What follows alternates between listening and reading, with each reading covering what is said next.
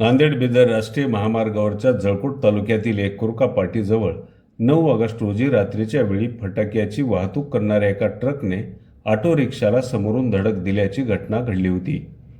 त्यात auto rickshaw चालक दिगंबर नारायण बंडे वय वर्ष 47 राहणार बोधननगर उदगीर जिल्हा लातूर हे गंभीर जखमी झाले असल्याने त्यांना उपचारासाठी लातूर येथे हलवण्यात आले होते।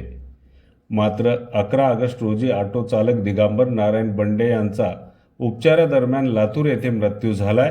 त्यामुळे नातेवाईक प्रकाश हिरबा बंडे यांनी दिलेल्या फिर्यादीवरून जळकोट पोलीस ठाण्यात गुन्हा नंबर 248/2026 नुसार ट्रक चालक पी मुनय्याप्पन्नी राहणार तामिळनाडू यांच्या विरुद्ध कलम 281, 125A, 125B, 324(4) भारतीय न्याय संहिता 2023 प्रमाणे गुन्हा दाखल करण्यात आला।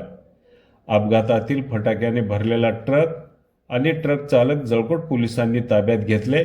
सदरील गुन्ह्याचा पुढील तपास जळकोट पोलीस ठाण्याचे API श्रीराम माचेवाडे हे स्वतः करत आहेत। मात्र या अपघातात ऑटो चालक दिगंबर नारायण बंडे यांचा मृत्यू झाल्याने पत्नी, 4 मुलं, वृद्ध आई वडील यांचा आधार हरवलाय। त्यामुळे बंडे कुटुंबियांवर दुःखाचा डोंगर कोसळलाय।